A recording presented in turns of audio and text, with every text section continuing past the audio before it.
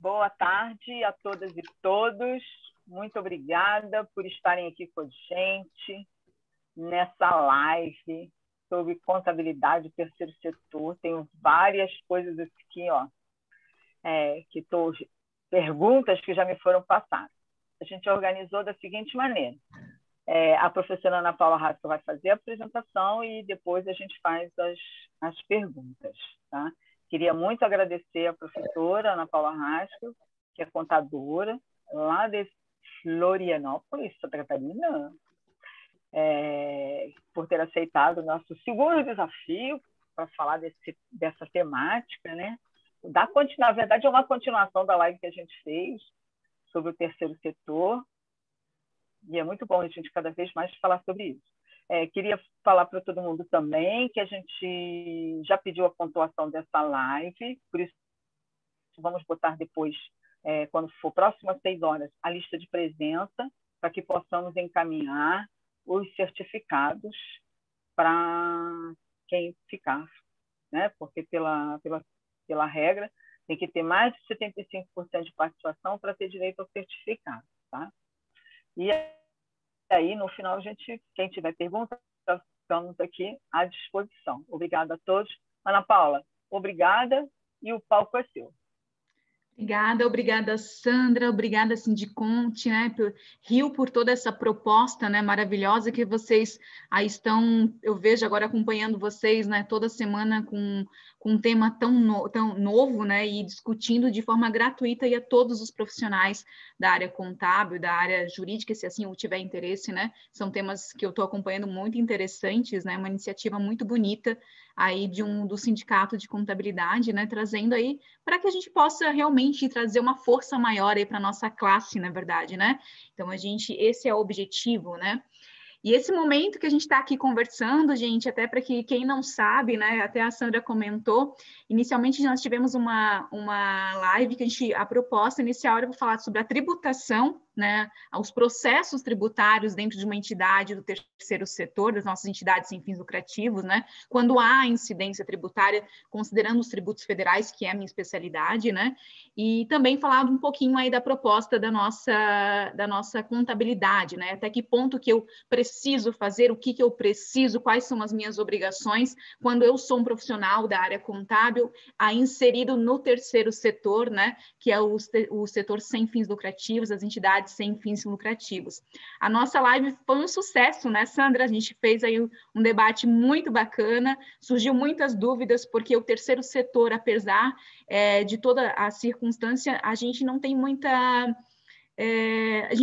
muitas vezes a gente não lida muito com esse processo, né? E a gente acaba empacotando toda a circunstância da entidade sem fins lucrativos como se fosse tudo igual, né? Os tributos tudo igual, uma imunidade, uma isenção tudo igual, né? Uma contabilidade tudo igual, e não é assim. O terceiro setor é um setor único, específico, e a gente precisa de profissionais qualificados nesse setor, porque é muito específico, né? A ideia de uma tributação, a ideia da contabilidade, terceiro setor, ela é específica, né? E nesse ponto sempre surgem muitas dúvidas, né? Poxa, como assim? Eu sempre pensei que foi assim e vem lá uma pessoa e me diz que não é assim, né? E vocês observam, para quem não assistiu a aula, né? A gente vai sempre embasando aí com todas as circunstâncias da legislação, né?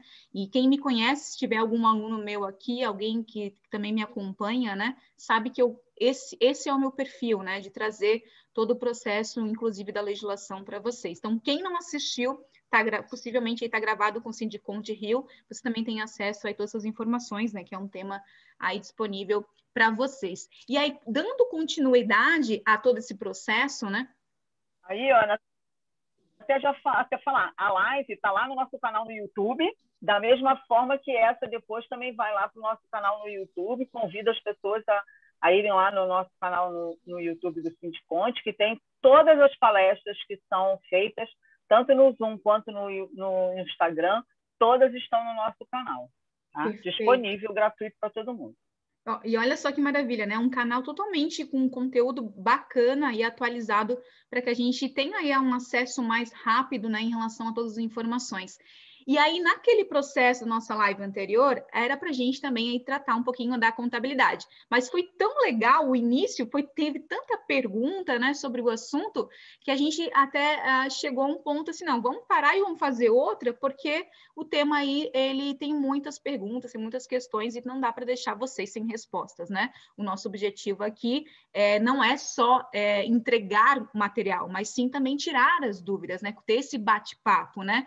Porque muitas vezes são um pontinho específico que pode ter uma outra direção. Então, é importante que a gente tenha esse diálogo, que a gente tenha essa troca, e a contabilidade, ela é assim, gente, ela é muito um processo de interpretação. Cada caso é um caso, cada empresa é uma empresa, né? Cada entidade sem fins lucrativos é uma entidade, né? E assim deve ser tratada com muito cuidado, com muito carinho em relação a todos os seus processos, né? Lógico, sempre embasado em todo o processo da legislação que nos está disponível, tá? Então, essa é a ideia e dar continuidade a esse processo que a gente já começou em um momento anterior, e hoje o nosso foco é tratar da contabilidade aí do terceiro setor das nossas entidades sem fins lucrativos, tá? Sejam todos muito bem-vindos, nós já estamos aí com com mais de 30 pessoas, né? Que bom, sejam todos bem-vindos, tá, gente? E agora eu trouxe também um material para vocês, e esse material eu fiz com muito carinho para vocês, que também vai ser disponibilizado pelo Sindiconte Rio para vocês lá no final do nosso bate-papo, né? E também, depois, toda a equipe aí do Sindiconte vai ter esse contato aí com vocês, tá? Então, a nossa proposta é falar sobre os aspectos gerais e essenciais que envolvem a nossa contabilidade do terceiro setor. Então, esse é o objetivo específico. Meu nome é Ana Paula Haskell, né? A Sandra comentou. Aqui tem as minhas redes sociais, caso vocês queiram me acompanhar, eu também disponibilizo bastante material aí gratuito, fique bem à vontade. O meu objetivo sempre também é tentar fortalecer aí a nossa classe, né? Alguns pequenos aspectos da minha formação, para que vocês possam me conhecer um pouquinho mais, né? Sou mestra em contabilidade pela Universidade Federal de Santa Catarina. Eu sou de Santa Catarina, do estado de Santa Catarina, especialista em direito tributário, sou contadora, empresária contábil, aí desde 2009, palestrante convidada aí pelo CRC, pelo Projeto de Educação Continuada, né, do meu estado, né, de Santa Catarina, desde 2014, que é levar aí as atualizações, né, em relação a todo o processo de tributário e contábil para todos os profissionais da área contábil, né? Agora, claro, todo o processo de educação está todo online, né? Então, a gente também, tanto o Sindicato Santa Catarina, assim como o Rio, né? Todo o processo é online, né? Sou consultora também tributária e contábil dos impostos federais e também de todas as declarações que são envolvidas aí em relação à parte tributária federal e também a parte que envolve a parte de contabilidade. Professora também em algumas graduações e pós-graduações a nível nacional, como Unicamp, BSCP, Grupo Unigran Rio, só que deu lá de Santa Catarina, né? Eu dou aula para eles. Então, gente, esse é um mini currículozinho para que vocês possam me conhecer um pouquinho mais, né? A minha especialidade é contabilidade, né? E os tributos federais. Então, essa é a minha especialidade em relação à minha profissão, tá? Então, também estão aqui abaixo também o QR Code, né? Caso vocês queiram, é só apontar aí o celular, vocês já vão direto aí para as redes sociais. Sejam todos bem-vindos aí a gente falar um pouquinho sobre as nossas entidades sem fins lucrativos, tá? Primeiro, num contexto geral, gente, as entidades sem fins lucrativos, elas são pessoas jurídicas, né? Então, quando você vai constituir um CNPJ, uma entidade sem fins lucrativos, essa ideia, né, que você já tem que ter, ela é uma pessoa jurídica, ela tem aí os seus deveres como uma pessoa jurídica, né? Quando você vai montar essa entidade, tudo que ela arrecadar, tudo que ela receber é de direito dela, daquela entidade, né? Então, está aí segregada em relação às pessoas que, porventura, começaram a montar aquela entidade, né? Então, ela é uma pessoa jurídica de direito de fato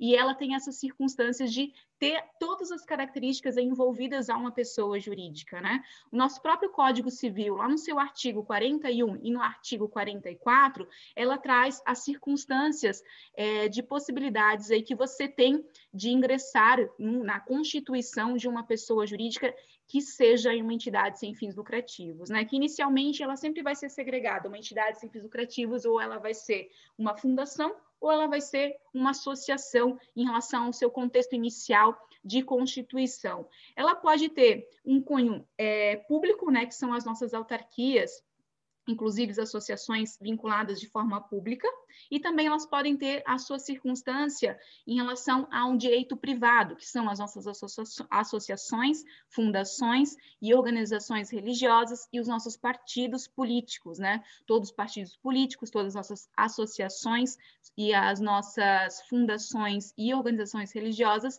elas têm esse cunho de direito privado, né? Em relação à constituição dessa entidade aí classificada como sem fins lucrativos. Toda vez quando a gente vai constituir uma pessoa jurídica, e a gente fala aí do terceiro setor, as entidades sem fins lucrativos, elas estão no terceiro setor para fins de constituição. Quando a gente fala em termos de sociedade, nós temos a sociedade como um todo, né? Nós temos o ente que traz as regras, né? Que é o primeiro setor, o setor que traz todas as regras que a gente deve cumprir, mas em contrapartida, esse primeiro setor, o setor público, ele também tem com a sociedade de manter aquela sociedade de alguma forma, né? Então, todo cidadão, de certa forma, ele é de responsabilidade da sociedade de alguma forma, né? No entanto, que todo cidadão ele tem um direito aí à circunstância de saúde, educação, né? Tem toda uma circunstância básica de manter um cidadão, né? Aí nós temos também o segundo setor, que são as pessoas jurídicas e as pessoas físicas que têm o intuito lucrativo, né? Aonde quando a gente fala de pessoa jurídica do segundo setor, nós temos aí, via de regra, 4 classificações tributárias, né? As empresas enquadradas no Simples Nacional, tributariamente, né? A qual ela pode ter a sua submodalidade em CIMEI, nosso lucro presumido, nosso lucro arbitrado, né? E as nossas empresas do lucro real. Então, quando a gente fala do segundo setor e fala de pessoa jurídica, você vai ser uma sociedade, né? Ou uma IRELI, ou um empresário individual, que é uma equiparação à pessoa jurídica, na verdade, né? Com cunho que é lucrativo. Então, essas pessoas, elas têm um objetivo lucrativo. Ou também, por exemplo, uma pessoa natural. Ana Paula, ela está lá como CLT, ela tem um objetivo lucrativo dentro daquela empresa. Ou quando ela trabalha como autônoma, em alguns casos, tem a circunstância, por exemplo, de prestar algum serviço eventual, porque em alguns casos, inclusive, ela tem obrigatoriedade, né, de se equiparar à pessoa jurídica. Então, aqui estão as pessoas, né, pessoas físicas e pessoas jurídicas, que têm um objetivo lucrativo, né? Então, consequentemente, em relação ao ato que essas pessoas jurídicas fazem, elas têm que pagar um determinado percentual em relação a isso, que se chama o quê? Tributos, né? São chamados os tributos. Os tributos, gente, pelo próprio o nosso CTN, o Código Tributário Nacional, lá nos seus artigos iniciais, ele fala que são os nossos impostos, as nossas contribuições e as nossas taxas. Isso são classificados como tributos, tá? Entretanto, a sociedade, o indivíduo em si, né, na verdade, né, ele não vive tão somente, por exemplo, de processos que geram lucratividade. Isso é bom? Lógico que isso é bom. E aí, consequentemente, em todo o processo, todo o ganho que você tenha, seja a venda de uma mercadoria, seja a prestação de um serviço, seja um resultado em conta alheia, isso é taxado em relação aos nossos tributos para sustentar quem? A sociedade. Quem sustenta a sociedade? Nós, né, aí com os nossos trabalhos que visam a lucratividade. E aí, dentro da nossa sociedade, nós também temos o terceiro setor, aonde nós temos as nossas pessoas jurídicas, só que elas não têm a finalidade lucrativa, né? Então, elas têm as circunstâncias de fornecer algo à sociedade sem a finalidade lucrativa, né? Onde elas são subdivididas em associações ou as nossas fundações. E essas entidades sem fins lucrativos, né, elas fornecem algo para um grupo de pessoas ou para a sociedade como um todo, né? Então, quando você tem a situação de uma associação de bairros, né? Você tem uma associação a qual ela fornece um benefício para aquele grupo de pessoas, né? Isso é uma associação. Quando você tem um sindicato, por exemplo, ele fornece um benefício para ajudar aquela classe, que é o que o Sindicato Rio faz, né? Ajuda a classe contábil em relação a tudo que ela é possível fazer. Entretanto, nós também temos as nossas fundações, uma fundação hospitalar, uma fundação educacional, fundação que você tem cultural, que são as entidades que, mesmo que elas trabalhem, que elas façam determinado tipo de ação, a finalidade dela não é lucrativa. Quando você tem as entidades aqui classificadas no terceiro setor, como ela traz algo para a sociedade de alguma forma, ou para um grupo específico de pessoas, né? O primeiro setor, visando essa circunstância e querendo que essas entidades existam, né? Porque, de certa forma, o primeiro setor não dá conta de disponibilizar tudo que precisaria ao cidadão, ele dá o quê? Ele dá benefícios tributários a essas entidades sem fins lucrativos, né? Então, ele dá possibilidades que essas entidades, por exemplo, que elas não tenham que elas possam usufruir de alguns benefícios tributários, que se chamam imunidade ou isenção. Quando você tem uma entidade sem fins lucrativos, gente, você tem uma classificação tributária sempre, ou ela vai ser imune, ou ela vai ser isenta em relação ao seu imposto de renda. Essa é a classificação que você vai ter das nossas entidades. Então, inicialmente, eu vou ter a minha entidade sem fins lucrativos, então o objetivo dela não é lucrativo, né? E ela vai ter aí o seu objetivo, ela vai ser classificada ou como fundação ou como uma associação. E depois, quando se fala de um enquadramento, por exemplo, em relação aos tributos dela, ela vai ser imune ou ela vai ser isenta, perfeito? Entretanto, para que ela possa usufruir dessa imunidade, dessa isenção, ela está recebendo um benefício do primeiro setor, porque ela dá algo a um grupo de pessoas ou à sociedade como um todo, perfeito? Em contrapartida, ela tem que cumprir algumas regras, né? E entre as regras que essa entidade sem fins lucrativos tem que cumprir, gente, é manter a sua escrituração contábil em boa ordem conforme as regras específicas. Ou seja, quando você usufrui desse benefício dado aí pelo primeiro setor, a qual você traz benefícios a um grupo de pessoas ou à sociedade como um todo, você tem que cumprir determinadas regras para que você mantenha essa imunidade tributária ou essa isenção tributária, que é o quê? Uma lista de circunstâncias específicas que você tem que manter, e dentre elas, a situação, por exemplo, de você manter em boa ordem os seus documentos, né, que comprovem as suas receitas, suas despesas, assim como também manter suas escriturações contábeis e também mandar declarações específicas para que a Receita saiba exatamente o que está acontecendo com a sua entidade sem fins lucrativos, tá? E um detalhe bem interessante, quando a gente fala de entidades sem fins lucrativos, existe uma determinada confusão em relação a esse processo, né, de imunidade de isenção, ou é imune ou é isenta, né?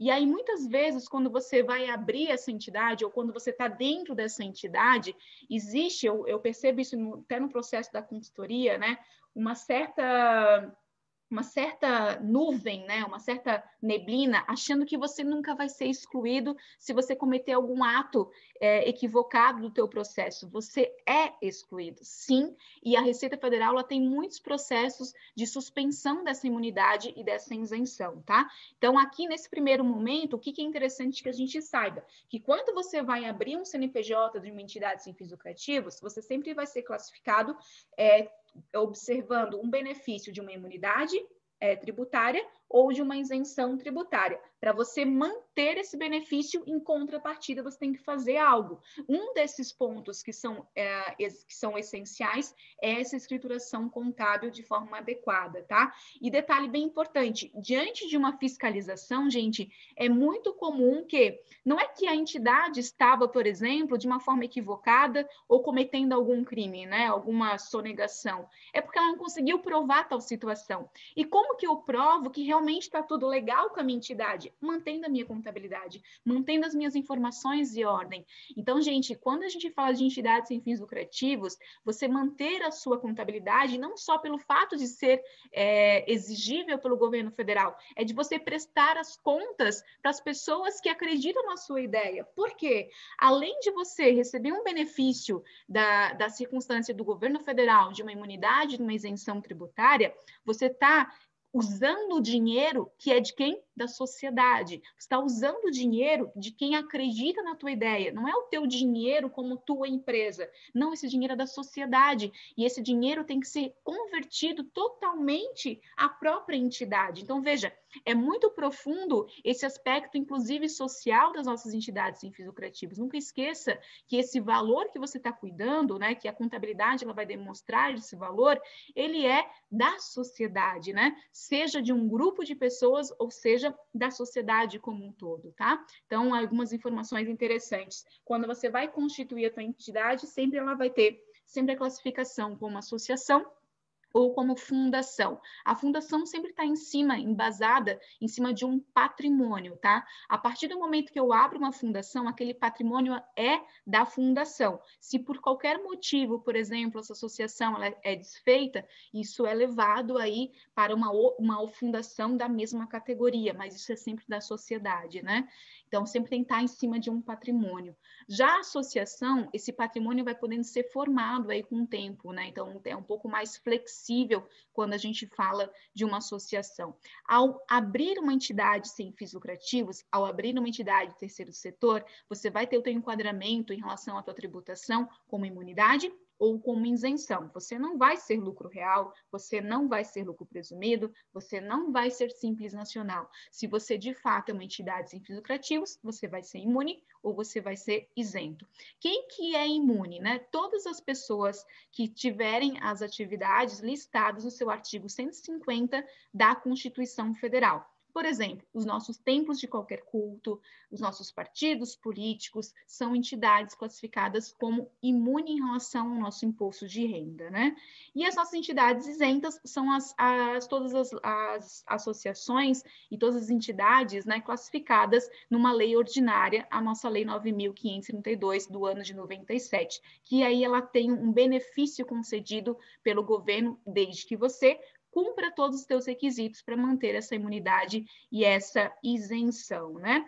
Quando a gente fala do processo da circunstância da imunidade, ela contempla quem? Os nossos partidos políticos, inclusive as suas fundações, entidades sindicais e de trabalhadores, né? Se for uma entidade sindical de trabalhador, ela vai ser uma entidade imune. As nossas instituições de educação e assistência social, sem fins lucrativos, e os nossos templos de qualquer culto, todos estão aqui classificados como entidades imunes em relação ao nosso imposto de renda, classificado no terceiro setor.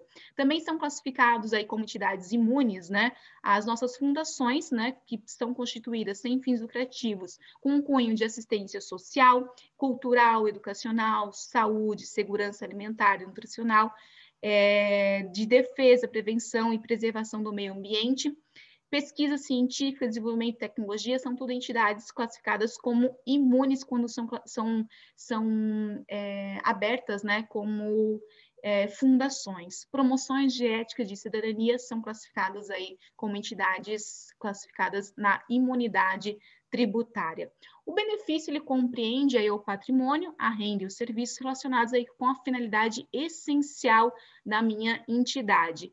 E a Receita Federal, gente, por qualquer motivo que ela possa observar que você está descumprindo essas regras, que você está deixando de cumprir a regra de ser uma entidade imune, ela pode suspender a sua imunidade, né? E a gente pode, inclusive, muitas vezes perceber esses processos aí de suspensão através de atos de exclusões, né, em relação às nossas entidades classificadas aí na imunidade e na isenção tributária. Deixa eu ver se vai abrir aqui rapidinho, senão a gente também já continua.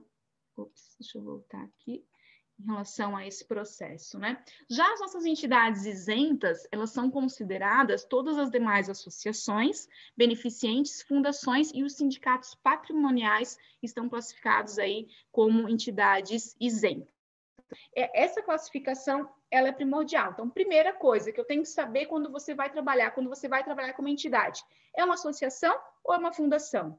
É imune ou é isenta? Então, já trouxe esses dois aspectos para vocês, que isso vai ser interessante no processo de classificação tributária e contábil da nossa entidade, né?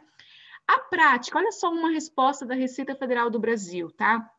A prática de atos comuns à pessoa jurídica com fins lucrativos descaracteriza a isenção. Olha só o que a Receita Federal do Brasil ela fala, que não poderá haver a convivência de rendimentos decorrentes de atividade essencial, portanto, imunes com rendimentos que não sejam de acordo com a finalidade essencial da minha entidade.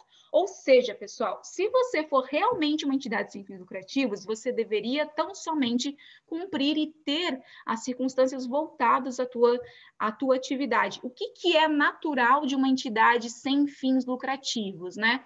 É você ter a circunstância de receber mensalidades, doações, subvenções, né? Isso é a tua naturalidade. Ana, eu posso ter, por exemplo, uma atividade econômica? Poder? Pode, mas o que não poderia acontecer? Você ter uma concorrência desleal com a pessoa do segundo setor. Isso que não pode acontecer. E isso faz com que você possa perder a sua imunidade ou a sua isenção. E aí, na tua própria contabilidade, você vai evidenciar todas essas circunstâncias dessas receitas a qual você tem, né? Provenientes da tua atividade própria, que inicialmente são doações, mensalidades, subvenções, né? Que isso é atividade própria de uma entidade. E se você eventualmente faz alguma atividade econômica, você vai colocar isso nas tuas notas explicativas, você vai colocar isso no reconhecimento da tua contabilidade, o motivo pelo qual você fez determinada atividade econômica e que, consequentemente, por obrigatoriedade, você está levando todo esse recurso para a manutenção da entidade. Mas o que eu tenho que pensar como entidade? Eu nunca posso ter uma concorrência desleal. Por quê? Como eu tenho uma imunidade, uma isenção dada pelo primeiro setor, você não pode concorrer com o segundo setor, né? Porque você não paga a maioria dos seus tributos, né? Então, só tem que tomar esse cuidado em relação a isso. E a Receita Federal do Brasil já fala, né? Olha, você não pode ter uma situação de uma convivência, de uma receita, por exemplo, de uma atividade que não seja classificada como uma imunidade, uma isenção, né, tenha uma concorrência leal, ou com uma entidade aí, com uma receita que tenha o cunho da imunidade e da isenção. Bastante cuidado com isso, né? E aí, como que você pode defender essas circunstâncias caso você tenha algum tipo de atividade econômica, né? Porque não é que eu não posso ter, eu posso, mas tu tem que provar que essas circunstâncias e recebimentos, na verdade, né, não é o teu objetivo. Então, é isso que a gente tem que tomar cuidado, né? E como que eu provo isso? Dizendo para o órgão público que não é? Não, através da minha contabilidade. E a minha contabilidade, gente, ela é esse ato que vai te ajudar a um processo de defesa, tá? Um detalhe bem interessante em relação a isso. Para você manter o gozo da sua imunidade, da sua isenção, você tem que cumprir alguns aspectos específicos para que você possa estar nessa situação de imunidade dessa isenção, né? Primeiro, não remunerar por qualquer forma os seus dirigentes e pela prestação de serviço, tá? Você não pode ter remuneração. Entretanto, nós tivemos uma pequena alteração em relação a esse processo de remuneração. Então, a vedação, ela existe, mas foi aberta um pouquinho aí a possibilidade de uma remuneração específica em relação a alguns tópicos em alguns dirigentes, tá? Então, a vedação à remuneração dos dirigentes da instituição de educação e de assistência social pelos serviços prestados, em relação a isso existe uma brecha, né? Ela não alcança a hipótese de remuneração aos dirigentes no caso de associações, fundações ou organizações de sociedade civil sem fins lucrativos, cujos dirigentes podem ser remunerados. Então, é uma exceção. Então, via de regra, você não pode remunerar. Você pode vir a remunerar se você entrar nessa exceção, considerando que você seja aí uma instituição de educação, assistência social, aí pelos serviços prestados existe essa hipótese dessa remuneração. Cuidado que essa remuneração nunca pode ultrapassar o limite que é o valor que é pago na tua região, né? Então, por exemplo, se um dirigente, né, que você contratou, ele recebe lá por volta de R$25 mil, não pode pagar R$60 mil para ele, né? Isso tudo você vai, inclusive, identificar nas suas notas explicativas, tá? Então, um dos critérios básicos para que você possa manter a sua imunidade, a sua isenção, né? É você não ter essa remuneração aos dirigentes, exceto algumas situações específicas que aqui estão listadas, né? Inclusive, nós temos uma solução de consulta que ela fala sobre essa situação. E é uma solução de consulta do ano de 2020, tá? Uma solução de consulta bem recente, né? Que ela trata dessa possibilidade, desde que você não ultrapasse, por exemplo, o limite do pagamento desses valores, né? E também tem se não me engano, são 5 dirigentes no máximo que você também pode aí remunerar, tá? Então, é uma exceção à regra, salvo se você não aplicar esse processo da exceção, você não pode ter a remuneração dos seus dirigentes. Essa remuneração tem que ser, esse trabalho, né, teria que ser o quê? De forma voluntária, né? Salvo isso, não pode acontecer. Quais são os outros requisitos que eu tenho que manter para que eu possa, que eu tenho que ter, né, para que eu possa manter a minha imunidade e a minha isenção, né? Aplicar integralmente os seus recursos na manutenção e no desenvolvimento do teu objeto social, perfeito? Então, tudo que você receba, independente da forma, né, considerando o que a gente falou até agora, né, você tem que reverter para a entidade. Isso vai ser demonstrado aonde? Nas tuas notas explicativas, na tua contabilidade, que é aquele teu resultado, né, considerado aí positivo, como superávit, ou porventura negativo, você vai dizer o que aconteceu, o déficit da tua entidade sem fins lucrativos, né, você vai trazer um motivo e também tudo tem que ser revertido aí para a minha entidade. Se você tiver qualquer circunstância que esse valor, por qualquer motivo, chame a atenção da Receita Federal do Brasil, ela pode suspender o teu benefício de imunidade da tua isenção.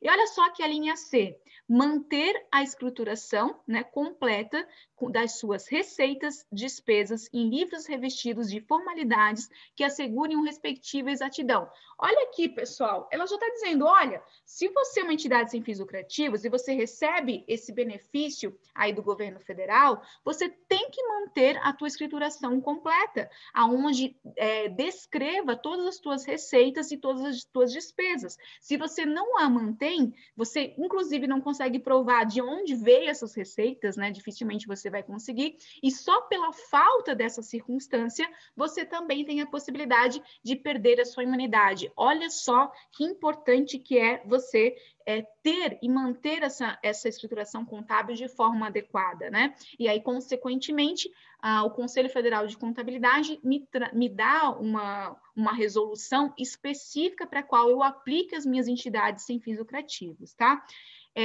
Conservar em boa ordem, pelo prazo de 5 anos, contados da data da emissão dos meus documentos que comprovem a origem das suas receitas e a efetivação das minhas despesas, bem assim a realização de quaisquer outros atos ou operações que venham modificar a minha situação patrimonial. Então, ou seja, além de você manter os seus livros, a sua escrituração, né, que tenha a comprovação de todas as suas receitas, suas despesas, a documentação em relação a isso também deve ser mantida, né? De uma forma adequada, para que, caso exista algum tipo de fiscalização, você vai ter que ir apresentar ao ente que está te fiscalizando, né? Apresentar anualmente a minha ECF.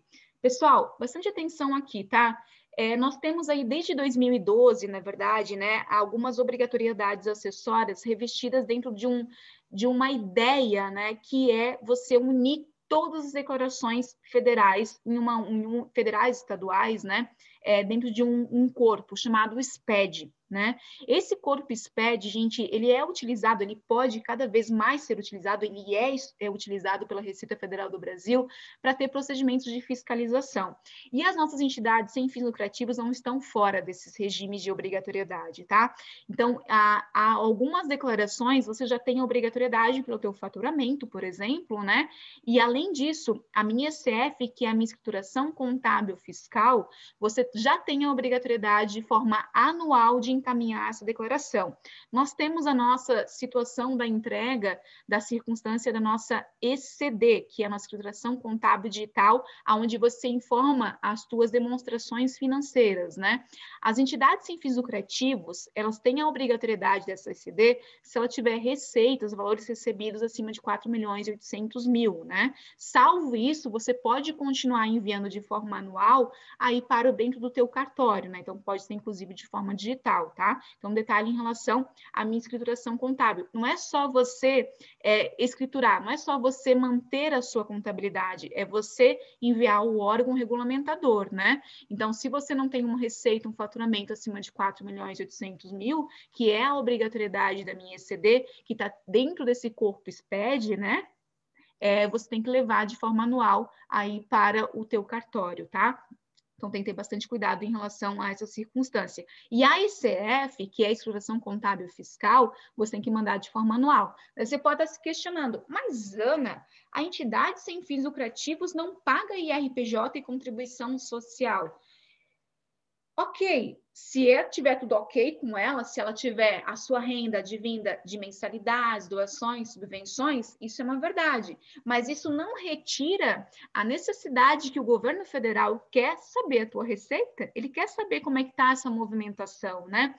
Inclusive, ele pergunta para você, que eu entendo que é até como uma pegadinha, se você tem informação em relação à tributação aí do teu IRPJ e da tua contribuição social dentro dessa declaração, né? Por que ele faz isso, gente? Isso é uma coisa para a gente pensar, né?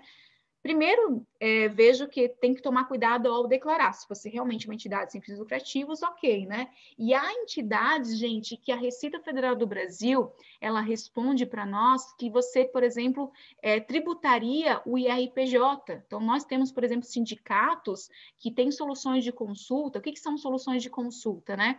São perguntas que eu, como contribuinte, posso levar à Receita Federal do Brasil e ela traz uma interpretação específica para mim, tá? Como que eu faço solução de consulta? Todo o procedimento de formalização de solução de consulta estão lá na Instrução Normativa 1396, IN 1396, do ano de 2013. Você tem lá o passo a passo de formalização de solução de consulta.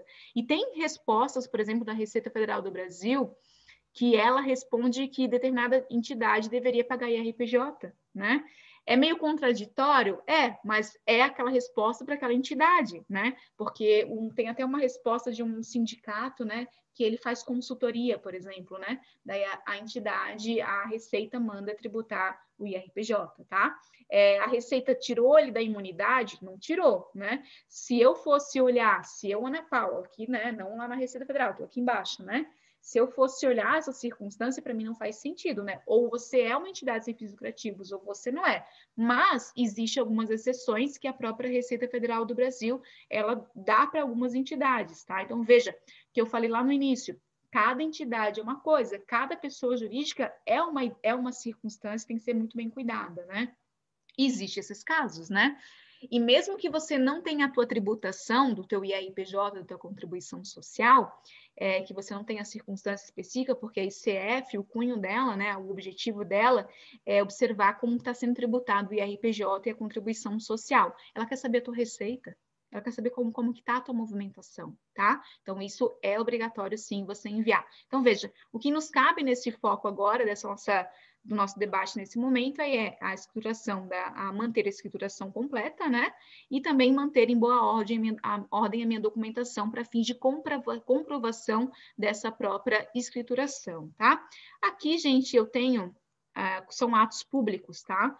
São atos de suspensão, porque isso, percebo eu que as entidades sem fins lucrativos, às vezes, elas caem até comentei já isso, né?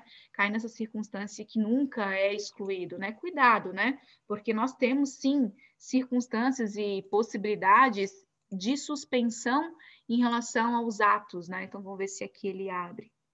Aqui, ó. Tenho vários ali listados para vocês, né? Ato declaratório executivo declara suspensa a imunidade tributária e isenção condicionada à pessoa jurídica. Então, ele vem trazendo, inclusive, aí o CNPJ é um ato público, trago alguns para vocês, aí depois vocês podem ver com calma. Tem até um do Rio de Janeiro, deixei um do Rio de Janeiro para vocês, tá? De uma entidade que perdeu a imunidade aí no Rio. Olha só, então é um ato que suspende a imunidade tributária e a isenção da empresa tal, né? Em relação aos anos 2014 e 2018. Veja só, o ato é de 2018, né? E ela tem retroativamente a 2013 e 2014. Quando você perde a tua isenção, né, ou a tua imunidade, tem que pensar que você vai ter que retroagir lá atrás e fazer tudo de novo aí a tua circunstância das tuas declarações, teus tributos, né? E aí, via de regra, você vai ser enquadrado direto como uma empresa do lucro real, tá? Então, isso é regra geral. E aí ele fala, né, em face do descumprimento do que está no artigo 14 da Lei 5.092. Até para que vocês saibam, em 2018, 2017, eu fiz os meus alunos, né? Eu orientei alguns alunos, né, em relação, eles gostaram quando eu dei aula de entidades sem fins lucrativos, porque às vezes não é um tema que é debatido em faculdade, né? E eu tive aí um semestre só para falar de entidades sem fins lucrativos, gente. Olha só que bacana, né? Não é muito comum as faculdades fazerem isso, mas eu tive isso e essa foi a disciplina que eu peguei naquele semestre, né? E um grupo de alunos pediu para fazer a sua defesa do seu TCC em cima das entidades sem fins lucrativos. E eles fizeram uma busca e levantaram todos esses atos aí de suspensão, e, se eu não me engano, cerca de 80% das suspensões, os motivos são pela falta de contabilidade. É muita coisa, gente. É o quê? Uma coisa que você tem a obrigatoriedade e você acaba tendo a circunstância, né, de perder o foco por um descuido, na verdade, né? Então, tem que sim manter a contabilidade.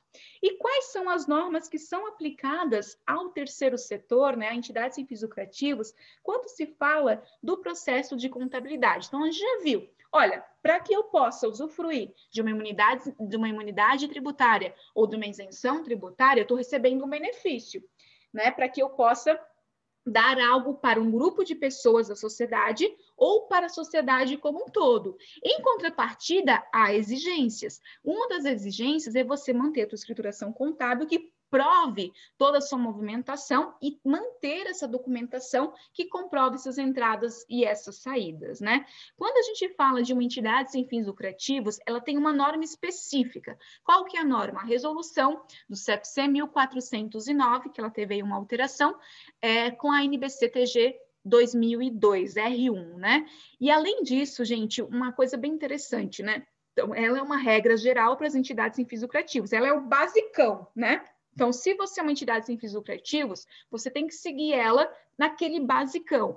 Mas tem circunstâncias, por exemplo, que aquele basicão, aquela entidade sem fins lucrativos, aquela norma que é a NBC-TG, a NBC 2002, né? NBC-ITG 2002, ela não fala, por exemplo, ela não fala de forma expressa todos os casos, por exemplo, de ativos intangíveis, ou ela fala pouquíssimo sobre ativo imobilizado, ela não fala sobre, por exemplo, estoque, né? Ela simplesmente fala de forma resumida o que você minimamente tem que ter na tua entidade sem fins lucrativos e os teus reconhecimentos, né, em relação a entidades sem fins lucrativos.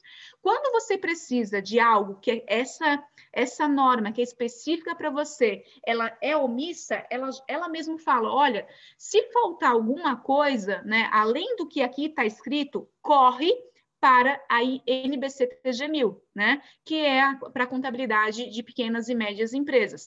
Essa norma, se ainda não for suficiente, daí você pode também ir utilizar as normas completas, né, que são todos os CPCs aí disponíveis para você, tá? Mas você, minimamente, quando vai pensar em uma contabilidade de terceiro setor, você tem que aplicar a NBC-ITG 2002 R1, por obrigatoriedade. Tem que ser dessa norma para cima, perfeito? Então, sempre tem que utilizar minimamente as informações dessa NBC, né, que é a resolução do CFC 1409 do ano de 2012, com as suas alterações nos anos posteriores, né? Quando a gente fala de contabilidade, A contabilidade, a estrutura contábil, né, para fins de reconhecimentos contábeis, para entidades sem fins lucrativos, ela tem o mesmo esqueleto. Então, ela vai ter lá o seu ativo, né, o seu passivo, ela vai ter o seu patrimônio para fins das suas informações, né?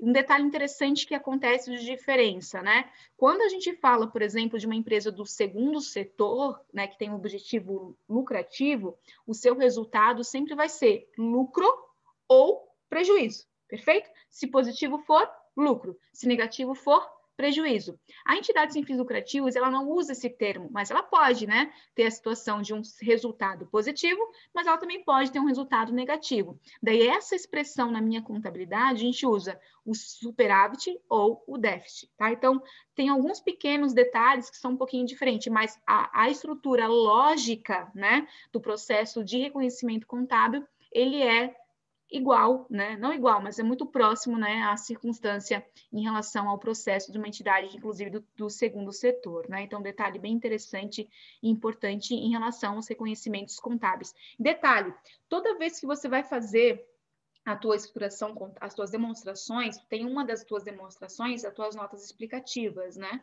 Nas notas explicativas, você tem que deixar muito claro quais são as normas que você está utilizando e o motivo, né? Então, minimamente, tem que estar disposto que você está utilizando a NBC ITG 2002 para fins do reconhecimento da tua entidade aí classificada sem fins lucrativos, né? Então, detalhe bem interessante em relação a isso, né? Quando você fala de uma entidade sem fins lucrativos, quando eu vou ter o reconhecimento para fins da minha entidade sem fins lucrativos, quais são os tipos de receitas, né? Doações, subvenções, mensalidades, né? Isso tudo, gente, é receita para minha entidade sem fins lucrativos, né? E que você deve reconhecer, inclusive, como a tua receita. O que tem que tomar cuidado com as entidades sem fins lucrativos, né?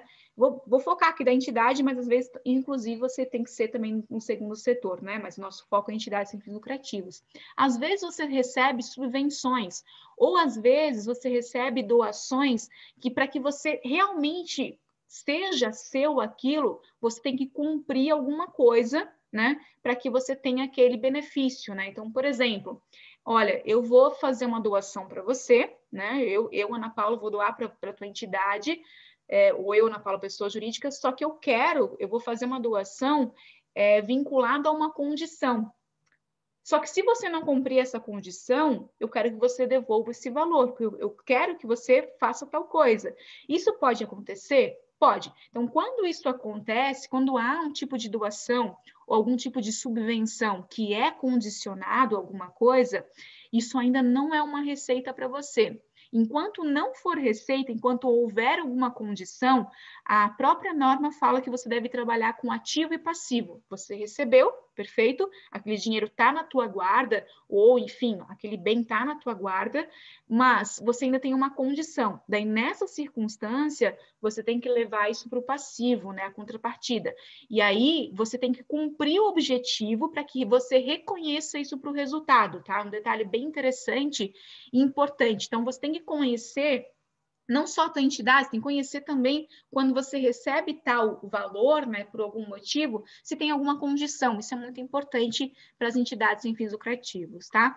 E um detalhe importante, gente, todos os reconhecimentos contábeis, veja, todos, inclusive para nossas entidades sem fins lucrativos, o reconhecimento contábil tem que cumprir o princípio o princípio da competência, sempre. Então, se houve o processo, né, do direito, tem que ser reconhecido. Ah, mas eu ainda não recebi. Isso é uma função de caixa. Mas você já tem o direito, tem que reconhecer. Então, todo o princípio da entidade sem fins lucrativos, ele é pela competência.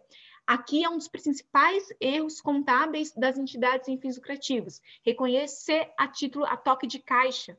Não, é competência, gente. Competência. Não esqueçam disso, né? Ah, mas dá muito trabalho, né? Então, isso aqui, até para que vocês saibam, né?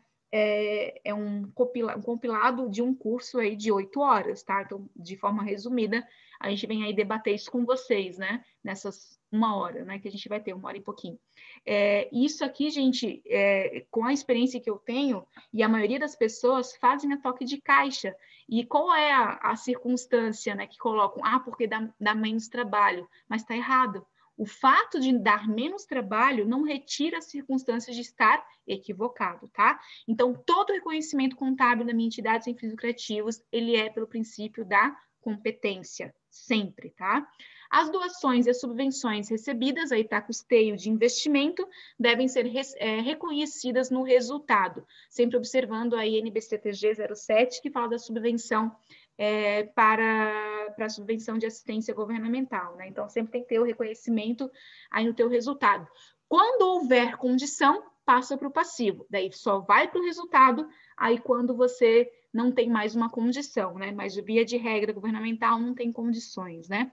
Somente as subvenções concedidas em caráter particular se enquadram aí na NBCTG 07, né? Que tem as situações, muitas vezes, de não ter uma condição. Você tem que tomar cuidado se tiver condição nesse documento, nesse recebimento, isso tem que ir para o teu passivo e não para o teu resultado. Atenção em relação a esse item aqui, tá, gente? Isso aqui é uma alteração que foi promovida. Antes da alteração, era raro as entidades sem fins lucrativos que faziam isso, né? E aqui eu vou puxar um gatilho e vou botar uma pulguinha atrás da orelha de vocês, tá? Olha só o que a norma me diz. Ele fala o quê? As imunidades tributárias não se enquadram no conceito de subvenção previstas na NBCTG 07. Portanto, não devem ser reconhecidas como receitas no teu resultado. Isso aqui foi uma alteração promovida. Antes dessa alteração, então, por exemplo, quando o governo federal ele te dá um benefício, uma imunidade, você está deixando de pagar alguma coisa, não é verdade? Você não paga o IRPJ, você não paga a contribuição social, você não paga o PIS e a COFINS em relação à tua receita própria de mensalidade, doações e subvenções, que são as suas atividades próprias, né, de uma entidade sem fins lucrativos, perfeito? Aqui você está recebendo uma imunidade, um benefício. Antes dessa alteração, você deveria reconhecer no teu resultado o quanto você pagaria, né? O quanto você pagaria ao governo federal em função dessa imunidade que você está recebendo. Com essa alteração, ele fala o seguinte, olha, a tua imunidade não precisa mais ser reconhecida no teu resultado. Então, o percentual do teu IRPJ, o percentual da tua contribuição social que você deixa de pagar, não precisa mais reconhecer no teu resultado. Ufa! Que bom, né? Porque imagina o trabalho de fazer isso, não é verdade? Mas a gente tinha que fazer isso. Tá? A gente tinha que fazer isso, né? E aí, quando eu puxo isso, daí muitos contadores antigos, né? Lembro, mas eu nunca fiz. Então, em algum período, você estava descumprindo a legislação, porque você deveria ter feito, sim, esse reconhecimento, né? Hoje, o que nos cabe é o quê? Levar esse reconhecimento para dentro da minha nota explicativa. Nas notas explicativas, você vai trazer essa circunstância, tá? O que eu trago aqui de pulguinha atrás da orelha e eu vou costurar algumas informações para vocês, tá? Quando você tem uma entidade sem fins lucrativos, como eu comentei lá no início para vocês, ou você é imune ou você é isenta, não é verdade? Você tem uma imunidade tributária, que são as entidades, os templos de qualquer culto, os meus partidos políticos, e você tem lá as entidades sem fins lucrativos como isentas, que não, são as associações, por exemplo, de forma geral, estão como isentas. Quando a norma fala que a imunidade tributária não é reconhecida, ela não está falando da isenção. Cadê a isenção aqui? Então, quer dizer que eu não preciso reconhecer a imunidade. E a isenção? Ela é omissa. Existe uma omissão em relação a isso. Daí, gente, o que a gente faz, né? Reconheço esse valor de RPJ e contribuição, PIS e COFINS, que eu deixo de tributar pela minha imunidade, pela minha isenção, perdão, que eu tenho em relação aos meus tributos, por exemplo. Lendo isso, eu entendo que sim, se você é uma entidade isenta, que você deveria sim ter o reconhecimento no teu resultado, né? Você deveria reconhecer isso como se devido fosse e também reconhecer isso como que uma despesa e uma receita dessa isenção que você tem, tá? Então, considerando a norma seca, a resposta é sim. Imunidade, está aqui escrito que não precisa, mas a isenção não está escrito, e você está tendo benefício. Então, via de regra, gente, se eu olho a norma em si, eu precisaria sim, se eu fosse uma entidade classificada como isenta.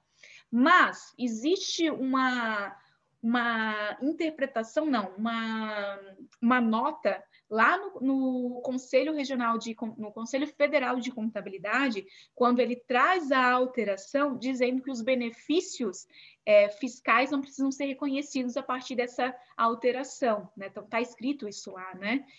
Mas daí isso me deixa assim um pouco, tá, isso é um benefício ou não é? Se eu olhar e considerar a norma, qual que é a minha orientação para vocês, tá? Que se você é uma entidade imune, não precisa reconhecer, só vai para as notas explicativas. Se você é uma entidade isenta, considerando a norma, eu entendo que você deve reconhecer. Ah, mas eu posso levar isso para uma discussão junto com o conselho? Pode. No conselho existe uma nota. Nota não é norma, né? Mas existe lá dizendo que o teu incentivo fiscal, o teu benefício fiscal, que é um benefício fiscal que eu tenho, né? Não precisaria ser reconhecido. Mas quando ele traz para a norma, ele não fala incentivo fiscal, ele fala de imunidade. Então, é aqui a pulguinha, né? Mas a minha entidade, ela pode ser imune isenta.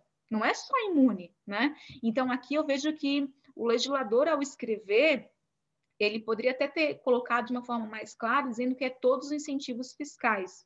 Daí sim, eu teria aí, ó, tá certo, não precisa reconhecer, só leva para a nota explicativa, mas não é isso que aconteceu, né? Então, só esse detalhe, tá? O que mais que eu tenho de processos de reconhecimentos, né? As questões dos registros contábeis devem evidenciar as minhas contas de receitas e despesas, com ou sem gratuidade. Atenção, gente, com ou sem gratuidade. Se você tem uma entidade sem fins lucrativos que recebe algo gratuito, isso tem que ser reconhecido na tua receita. Então, por exemplo, eu vou lá e presto um serviço gratuito para a tua entidade, eu faço a contabilidade gratuita para você.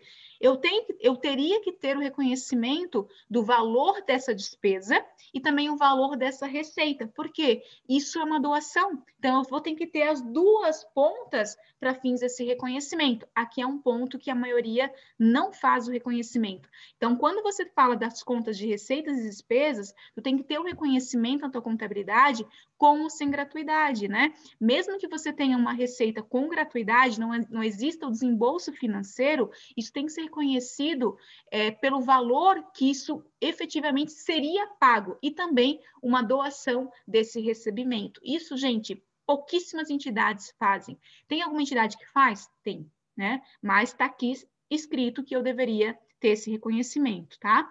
Enquanto não atendidos os requisitos para o reconhecimento do meu resultado, se tiver algum tipo, por exemplo, de contrapartida, de alguma coisa específica, né, da subvenção e das contribuições para custeio e investimentos, bem como isenções de incentivos fiscais restritos no ativo, a contrapartida tem que ser o passivo, né? Até já antecipei essa informação. Se você recebe algum valor de subvenção, e tem algum requisito, né, você tem que cumprir esse requisito, você lança para o passivo e depois de ok, você lança aí para o teu resultado, tá? As receitas recorrentes de doações, contribuições, convênios, parcerias, auxílios, subvenções por meio de convênios, editais, nos termos de parcerias e outros instrumentos, né, para aplicar especificamente mediante a Constituição ou não, dos fundos respectivos em contas próprias. Quando você, por exemplo, vai fazer um fundo, vai fazer inclusive alguma atividade específica daquela entidade. Então, por exemplo, eu vou atender agora o asilo de Santa Catarina, vou atender o asilo do Rio de Janeiro. A ideia que se dá, né, é sempre você, inclusive, abrir contas específicas para o recebimento dessas receitas e no teu resultado também tu ter contas específicas que demonstram essas receitas e essas despesas provenientes a esse objetivo a qual você está abrindo, tá? As doações são classificadas sempre como condicionais, quando sujeitas aí a um cumprimento de certas obrigações, ou incondicionais, quando o doador não impõe nenhuma condição. Quando você tem alguma condição, passivo. Quando é incondicional, pode lançar diretamente para o teu resultado. Como que a gente reconhece? Que eu trago alguns exemplos contábeis, né? Então, recebimento, por exemplo, de 1.000 livros didáticos no valor de R$30, como doação, que será utilizado em programas de atendimento ao público escolar, sendo que o doador não fixou nenhuma condição em relação ao recebimento desses livros. Como que eu reconheço? Você vai reconhecer isso lá no teu estoque, né? E aí a contrapartida vai direto para o teu resultado, uma receita. Aí você pode criar uma conta específica desse programa que você está atendendo. Quando você for distribuindo esses livros, né, você vai lançar despesa dessa distribuição e a contrapartida a baixa do teu estoque, tá? Quando não há nenhuma condição.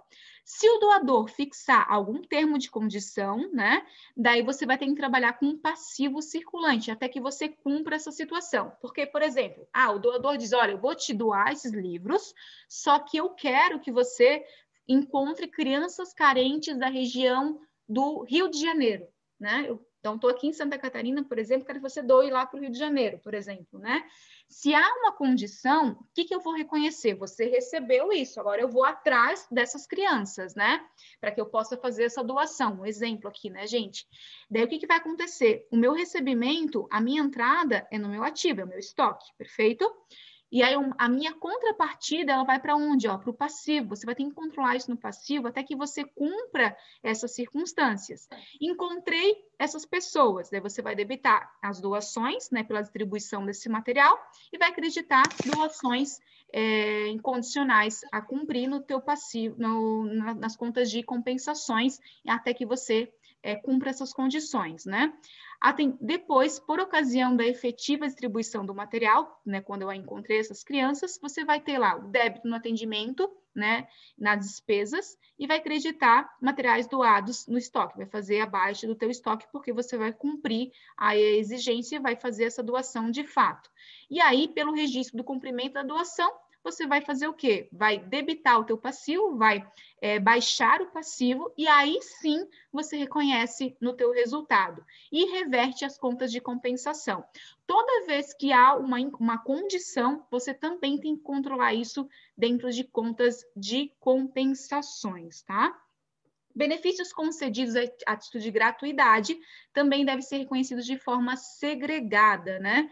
Os valores do meu superávit e déficit devem ser sempre incorporados no meu patrimônio social, e também deve ser dado uma finalidade, um objetivo específico dentro, inclusive, da minha aula explicativa, que vai ser feito com esse valor.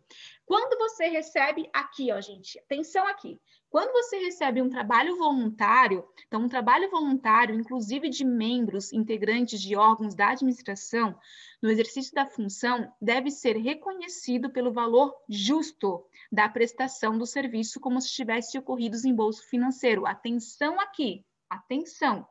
Toda vez que você tem um trabalho voluntário, esse trabalho voluntário deveria ser reconhecido aí nas tuas contas da tua contabilidade, do teu resultado, como se pago fosse. Só que, claro, você vai trabalhar não com caixa, vai trabalhar com receita e despesa em relação a essas obrigações, essas informações, né?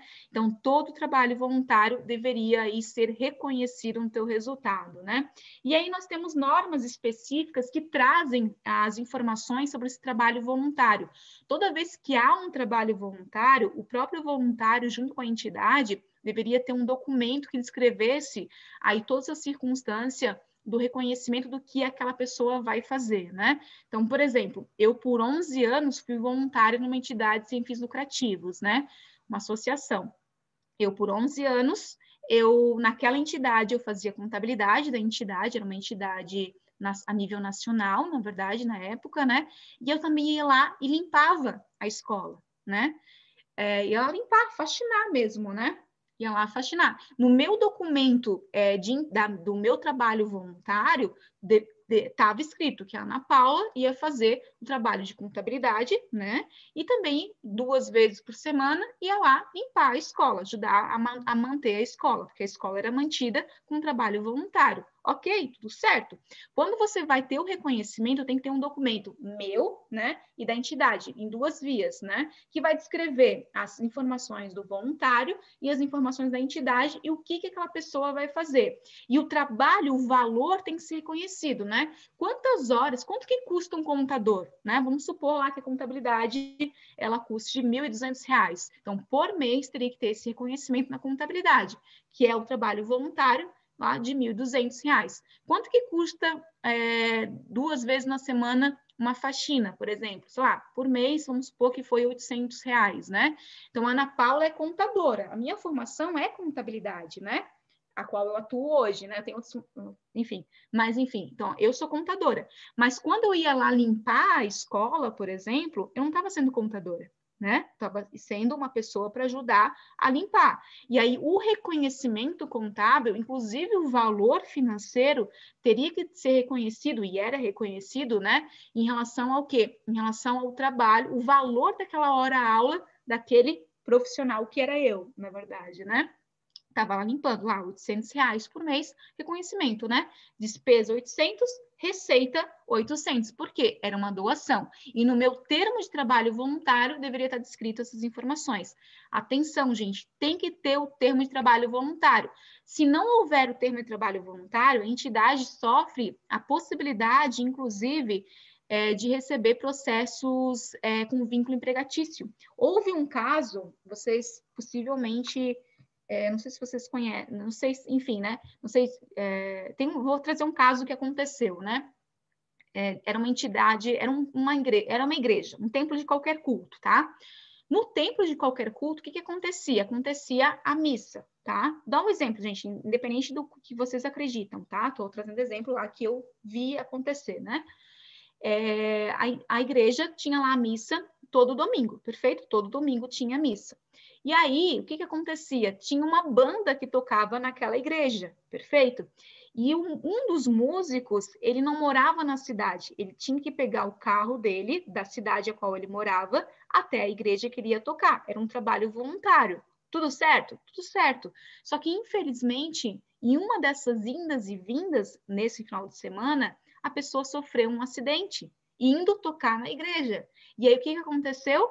A família, né, enfim, indignada com tudo, né, colocou um processo contra aquela entidade, aquele templo de qualquer culto.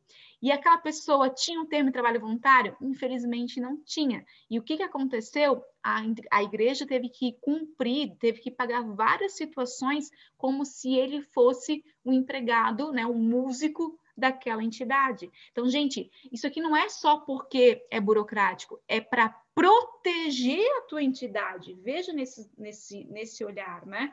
Eu sei que às vezes é difícil, né? Principalmente quando é templo de qualquer culto, você pedir esse termo, mas, gente, peça, isso vai proteger a tua entidade. E todo trabalho voluntário ele tem que ser mensurado pelo valor justo, né, da prestação de serviço. Inclusive aqui, ó, eu trago um modelo de lançamento contábil para vocês.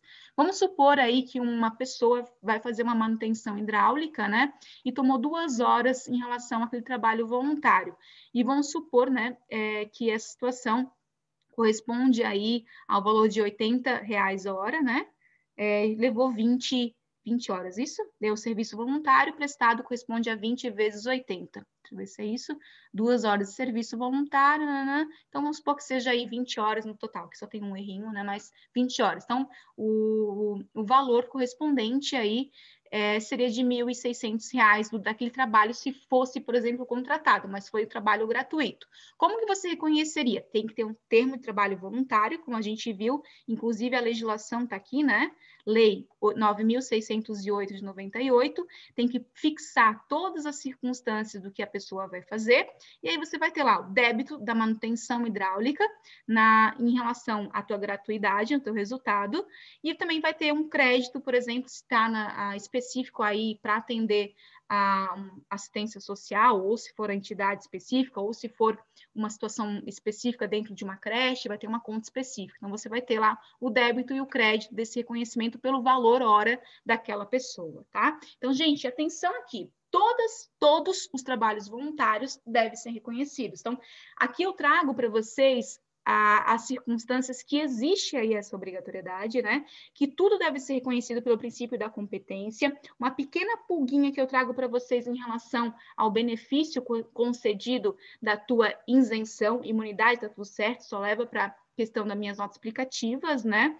E também todos os valores que você tem de trabalho voluntário, de gratuidade, devem ser reconhecidos. Cuidado quando você tem a questão de condição da condicional ou incondicional em relação ao teu recebimento, que depende da situação, tem que trabalhar com passivo e não vai direto para o resultado.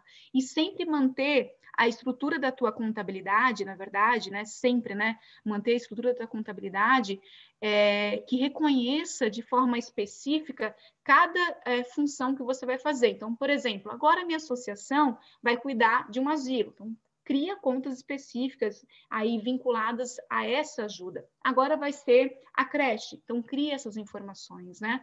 E as demonstrações? Quais são as demonstrações mínimas obrigatórias, né?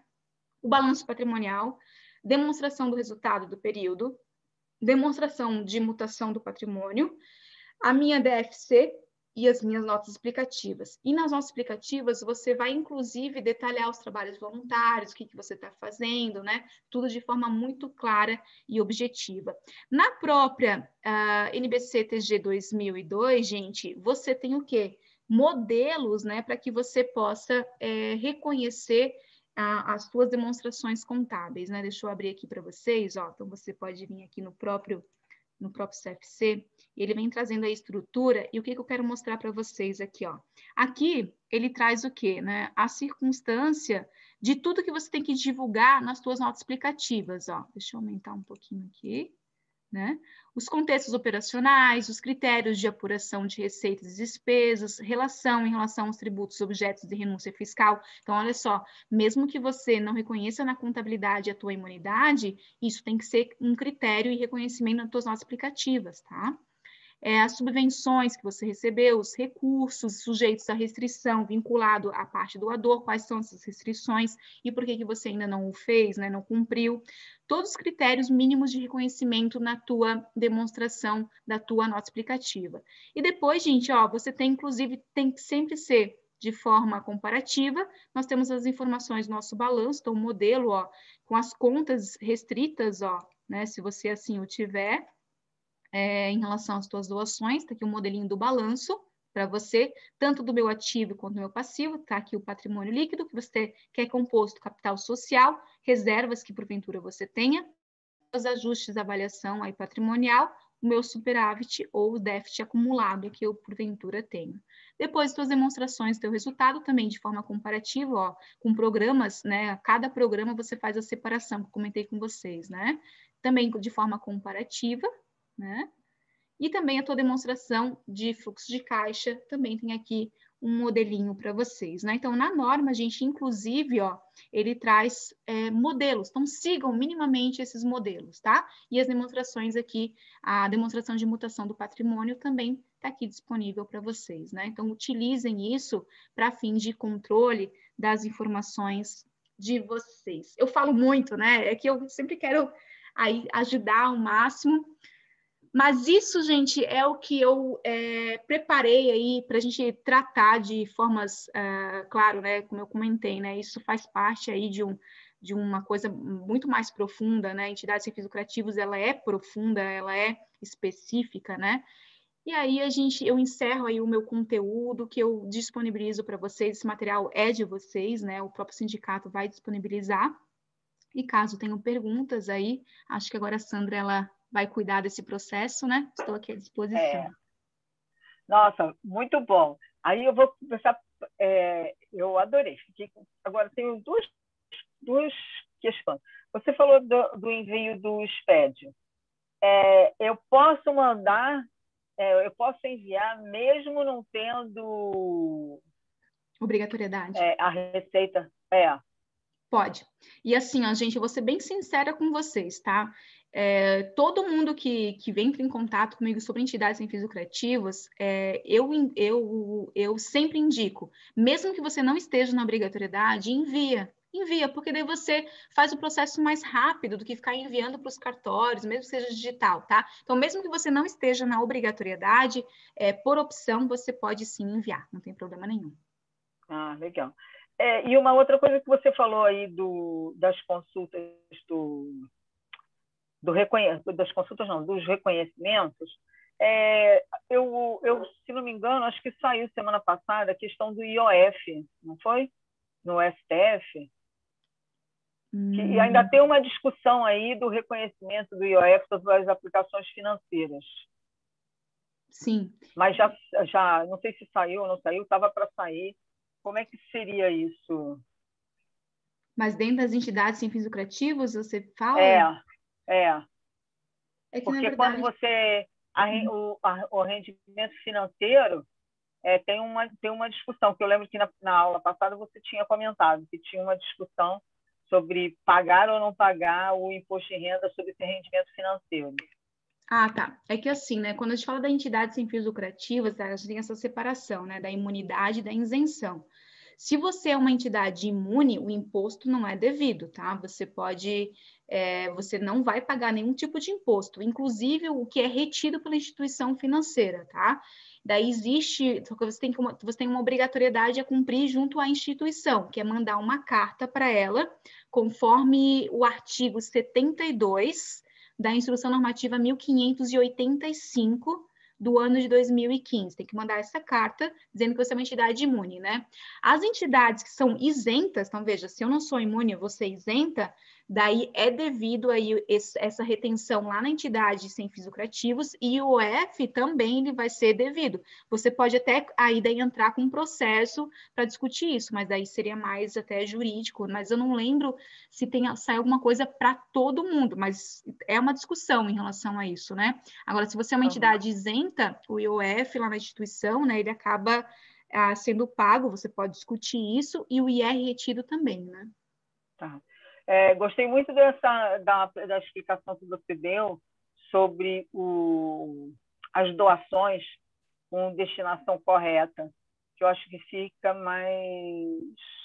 mais claro, né? Mais claro o objetivo para as entidades, né?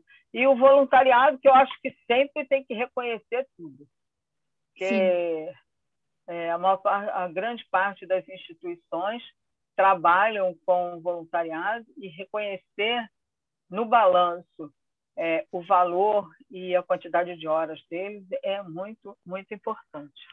Mas vamos lá. E assim, né, Sandra, além de reconhecer na contabilidade, né, ter o termo de trabalho voluntário, gente, por uma questão de cuidado com a tua entidade, né? E outro detalhe também, bastante cuidado com entidades sem fins lucrativos que faz trabalho com criança menor, tá? Sempre tem que ter autorização das pessoas responsáveis, né? Porque se alguma coisa ali dentro com aquela criança, a entidade ela vai ter muito problema, né? E o reconhecimento e também notas explicativas, né? Colocar o que está acontecendo com aquele trabalho voluntário que você está sendo feito, né? Tá. Cléber, já te passo. Deixa eu só fazer uma pergunta aqui. Uma pessoa perguntou no chat se as organizações religiosas podem se enquadrar no Simples Nacional. Não. As entidades, quando você é uma entidade sem fins lucrativos, então, quando você vai abrir uma entidade sem fins lucrativos, ela é uma organização religiosa, tá? Via de regra, ela é imune. Isso está lá no artigo 150 da Constituição Federal. Agora, o que pode acontecer, que eu já vi acontecer, por exemplo, não que a entidade abra, é que se as pessoas vinculadas abrem uma pessoa jurídica, mas ela vai ter um objetivo específico, daí aquela pessoa jurídica depois faz doações para a entidade, daí é uma outra coisa, né? Daí só que ela vai ter que tributar tudo igual, como uma empresa, daí é uma empresa como qualquer outra do segundo setor. Mas se você é uma entidade sem fins lucrativos, o cunho religioso, do culto, né? Essa é a palavra certa, é entidade imune, não é nem simples, nem lucro real, nem lucro presumido. Você só vai ser tributado, por exemplo, por um regime, lucro real, lucro presumido, simples nacional, se você tiver uma suspensão, daí você vai direto para o lucro real, tá? Ou se a Receita Federal do Brasil, você fizer alguma pergunta para ela, e ela dizer, olha, eu quero que você tribute esse R de algum jeito. Isso também acontece, né? Mas aí são situações específicas, né? Obrigada, Ana. Fala, Kleber. Boa noite. Boa noite. Ana Paula, inicialmente, te dar os parabéns. Você é uma excelente professora. Espero assistir outras aulas suas. E dúvidas, eu tenho várias, mas vou lançar uma única. Uma única, não, duas. você falou em fundação e associação. Onde fica o instituto? Os institutos, vias de regra, são fundações do processo de constituição. Porque o instituto em si, o objetivo dele geralmente é em cima de um patrimônio, na verdade, né? Então, você tem um instituto lá de educação e ele já tem aquele patrimônio para que ele, né, venha com a sociedade. Então, lá no teu contrato, teu estatuto, na verdade, né? Ele já vem trazendo essas circunstâncias. Então, o instituto, via de regra, ele é uma fundação. Então, o nome, tá? Instituto é como se é só diferente, mas todo o regramento é o de uma fundação. Sim. É engraçado isso, né? Por exemplo, a gente pensa assim, dá um exemplo, né? Uma empresa, né? Uma pessoa jurídica, né? Quando a gente fala de uma empresa, ela sempre vai ter, ou ela vai ser uma pessoa jurídica limitada, né? Ou EIRELI, né? Ou ela vai ser, por exemplo, no máximo que por exemplo, uma circunstância de equiparação, né? As entidades sem fins lucrativos também, ou na sua essência, no seu objetivo lá inicial, no seu enquadramento inicial, ela sempre vai ser ou associação ou fundação. Ah, mas é um instituto não sei do que, não sei do que, não sei o que, não sei o que. Mesmo que ela tenha outros nomes, o iniciozinho dela sempre é fundação ou associação. Eu nunca escutei isso. Primeira vez. E olha que eu já militei nesse setor. Então, você vê que está faltando muito conhecimento para as pessoas que militam no terceiro setor. Agora, a outra é o seguinte. Você estava falando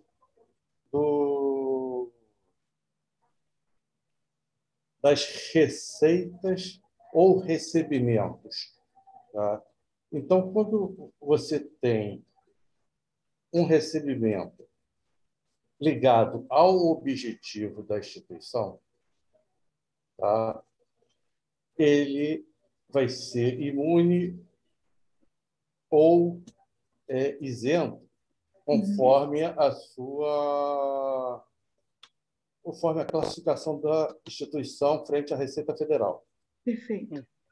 Agora, quando você tem algum recebimento que não está atrelado ao objetivo da instituição. O que acontece, né? E daí a gente entra num critério tributário, tá? Então, por exemplo, a minha entidade sem fins lucrativos, o objetivo dela é ajudar as crianças carentes do Rio de Janeiro, perfeito? Então, esse é o objetivo dela, tá lá no documento, estatuto dela, dizendo o que ela vai fazer trabalho voluntário, e isso, aquilo. Toda entidade sem fins lucrativos, gente, toda entidade, por essência, o objetivo dela deveria ser para se manter, né? Mensalidades, doações, subvenções e... O que mais? Tem mais um. Subvenções, mensalidades, doações... Enfim, o recebimento gratuito ali da entidade, né? Sim. Se, por exemplo, ela promove uma festa, vamos fazer um baile, né? Para quê? Para arrecadar recursos para ajudar as crianças, né? Vamos fazer uma festa junina, a gente está no mês de junho, ó. Fazer uma festa junina. Para você entrar na festa junina, você vai pagar um ingresso e vai ter comida liberada, porque todo mundo doou a comida, né? Naquela festa. Mas você vai pagar R$10 só para entrar, né? Para ter esse recurso. Mas tudo foi doado para a entidade sem fins lucrativos, né? E, inclusive, esse dinheiro é para manter essas crianças. Veja, tá tudo certo, né? Só que promover festas não é objetivo da entidade, não é esse o objetivo. Mas ela fez para que ela possa ser mantida. Isso aqui é o quê? É uma receita econômica, ela não tem objetivo lucrativo. Pode ser? Pode. Está tendo concorrência lá com Copacabana, que fez uma festa junina lá no Palace dele, né? Não, é outra coisa, você consegue provar isso, né? Está aberto ao público? Tá, mas o objetivo é totalmente diferente. Tá tudo certo? Pode fazer? Tudo certo, tá tudo bem. Se você é realmente uma entidade sem fins lucrativos, né, e você reverte tudo para a entidade, em relação à parte tributária, o que que acaba acontecendo? A Receita Federal do Brasil diz que você vai ser, vamos pegar a imunidade primeiro, né? Sempre tem que separar, sempre tem que ter esse divisor, pegar a imunidade primeiro.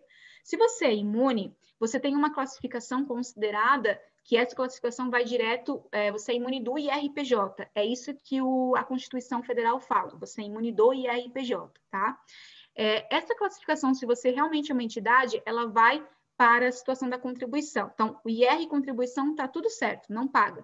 PIS, existe uma regra que você só paga PIS sobre folha para as minhas entidades sem fins lucrativos. O grande detalhe está na COFINS. Por quê? Toda entidade imune, pegar imune, está na entidade imune, né, gente? Vamos primeiro imune, depois isenta. Toda entidade imune, lá no artigo 10 da Lei 10.833, do ano de 2003, diz que entidade imune é cumulativa para fins de apuração da nossa COFINS. Tá? Quando você tem uma receita que não é própria para você, na cumulatividade, você não tem tributação. Então, entidade imune, tudo certo, não paga nesse contexto, né? Agora, vamos dizer que essa é uma associação agora classificada como isenta, perfeito? Ela é uma entidade isenta. IRPJ, contribuição social, se ela está nessa situação, o IR, o benefício do IR, ele é passado para contribuição social, tá tudo certo. PIS só sobre folha, tá tudo certo. A COFINS, ela está na não cumulatividade. Quando você tem um enquadramento na não cumulatividade, daí você tem que entender de PIS e COFINS, né? Quando está na não cumulatividade, e por que ela está na não cumulatividade? Por causa desse artigo 10 da Lei 10.833, que lá ele cita quem está na cumulatividade. Outras receitas na não cumulatividade, você tributa. Então, aqui tem um detalhe, inclusive tem inúmeras soluções de consulta sobre isso, dizendo que isso é tributado em 7.6. Então, quando a gente fala, por exemplo, que uma entidade sem fins lucrativos, ela é imune ou ela é isenta em relação a todos os tributos dela, cuidado. Então, essas outras receitas aqui, nesse exemplo, ela tem a incidência tributária da nossa COFINS, que foi o grande debate da nossa aula anterior, né, Sandra? Que aí a gente pegou, a gente foi alinhando, né? Inclusive, se vocês não assistiram a aula anterior, naquela aula eu dou, inclusive, várias soluções de consulta para vocês, né, sobre esse assunto. E se vocês quiserem anotar, até, que é importante quando se fala de parte tributária, né, a primeira coisa, você tem que ser entidade imune, né? Daí tá tudo ok, você consegue dizer para o governo federal que tá tudo certo. O grande calcanhar de Aquiles é se você é uma entidade isenta, né? E você tem outras receitas. Daí existe aí uma incidência de COFINS, inclusive COFINS sobre receita financeira, né? Porque a não cumulatividade tributa COFINS sobre receita financeira, né? Exatamente. Olha, parabéns. Imagina. Eu vou deixar as legislações aqui no bate-papo para vocês. Sandra. Oi. Foi gravada a aula anterior? Sim, está lá todas as lives são gravadas e disponibilizadas no canal no YouTube. E nós fizemos uma live só sobre isenção e imunidade que levou umas 2 horas e pouca. Então, vale a pena. E a Ana trouxe na live passada vários exemplos. Então, até algumas pessoas estão perguntando. Olha lá, porque tem muito exemplo. Ela trouxe várias consultas do IRPJ, da Receita Federal, e foi muito bom, porque fomos ilustrando tudo. Gostei bastante dessas explicações dela hoje, da contabilidade, né? Mas ainda nesse quesito aí das receitas, Ana, por exemplo, você deu o exemplo da festa. Então, vamos lá, eu tenho uma entidade sem fins lucrativos ou sem fins econômicos, né? E a minha entidade tem um prédio, tem um outro espaço que ela recebeu e ela hoje aluga esse espaço para um terceiro. Ela tem seu espaço próprio e o outro que também é próprio dela, ela aluga. Como é que ela faria essa questão dessa receita de aluguel? Daí aqui a primeira coisa, né? Isso vale para aluguel para estacionamento, aluguel de terreno, quadras esportivas, atenção aqui, quadras esportivas, salões de festa que a minha entidade tem, por exemplo, né? Salões de festa. Então, a primeira coisa, se for entidade classificada como entidade isenta, né? Existe, e se for outras receitas, haveria a tributação da nossa COFINS em 7,6.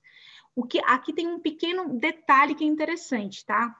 Foi publicado em 2019 a Instrução Normativa 1911, tá? IN 1911, do ano de 2019. Lá no seu artigo 23, tá? É bem específico. No seu artigo 23, ela fala o seguinte, que você poderia estender essa isenção, né, que é o que a gente está discutindo agora, essa isenção para COFINS, desde que seja receita recíproca,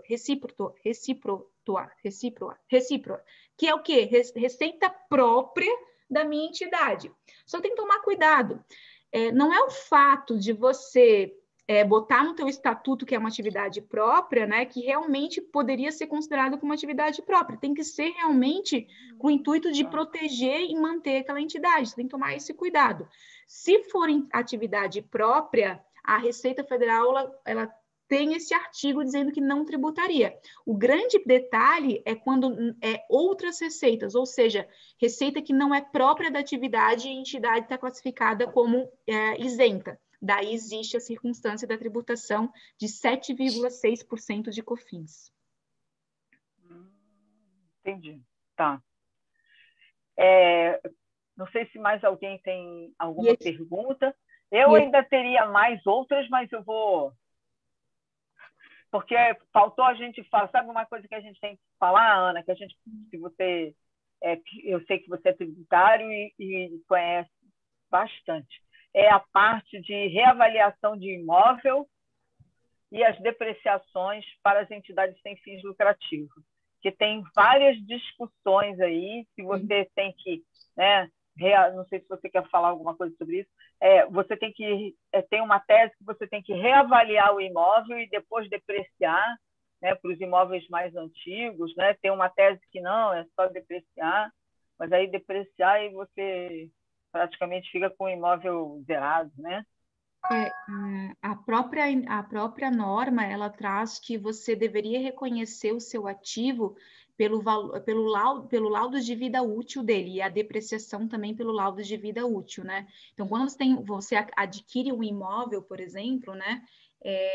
Você teria que ter aí essa depreciação pelo laudo de vida útil. Então, por exemplo, comprei lá um celular, né, para minha entidade fazer os telefones dela, né, o telefonema dela.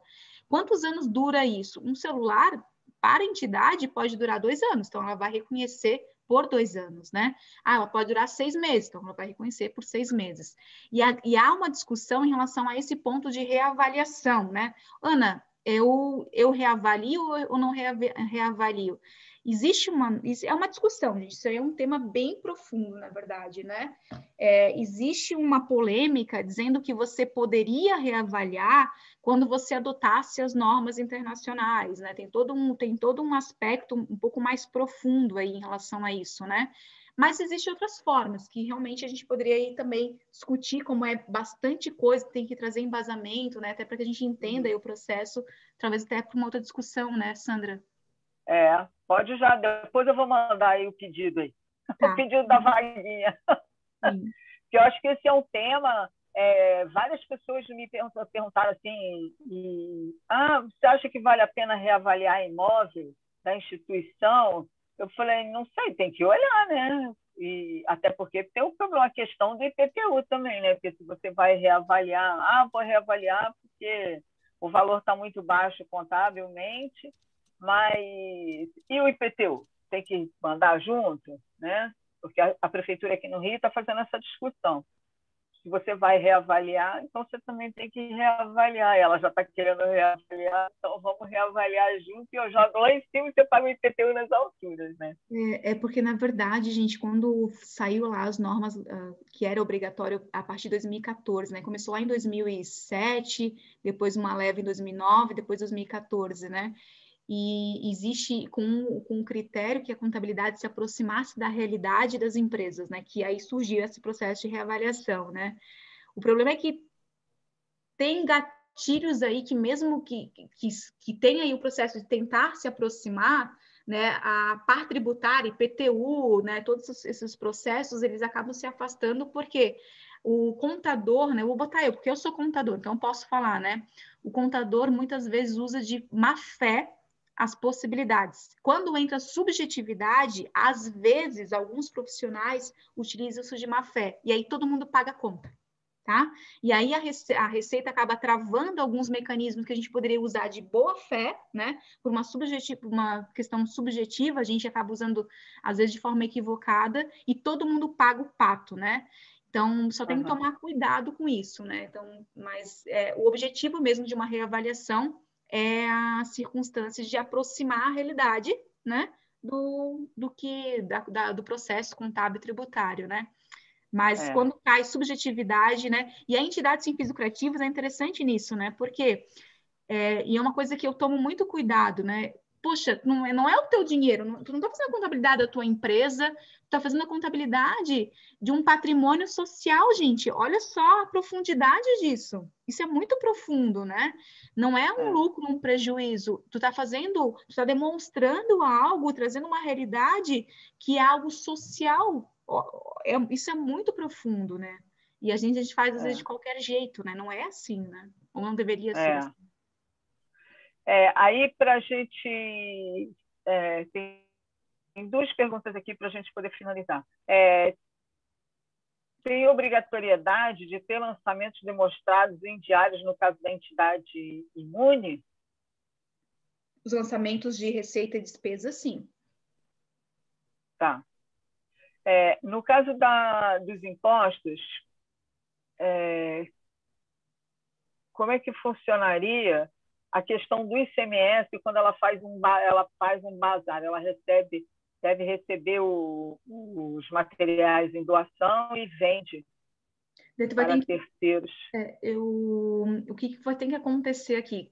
O ICMS é um tributo do teu estado, tá? E o estado ele tem esse poder de trazer informações diferenciadas, por exemplo, né? Eu vou trazer o exemplo de Santa Catarina, que é onde a entidade que eu atendia, né? Que eu fazia trabalho voluntário. Em Santa Catarina, a gente fazia bazar, a gente vendia livros, né? A gente tinha aí um comércio aí vinculado, né? E a gente tinha inscrição estadual, mas a nossa inscrição estadual lá em Santa Catarina, ela nos dava uma imunidade, então a gente não tributava, mas a gente fez uma solicitação, foi todo um processo, tá? Então cada estado ele pode trazer algumas informações. Via de regra, São Paulo também tem esse benefício, daí você não pagaria, por exemplo, o ICMS também. Mas tem que consultar com o teu estado, que pode ter diferenças, tá? Mas via de regra não há, mas tem que fazer a consulta com a fazenda, né? Aqui também tem umas divergências, tem umas ações que você tem que fazer, mas tem que tudo à base de consulta, né? Isso. Bom, gente, Glaucio, essa aí te respondi já a questão do aluguel, né? Sandra, eu posso interromper? Pode. Tá? Voltando àquele assunto que você falou há pouco, tá?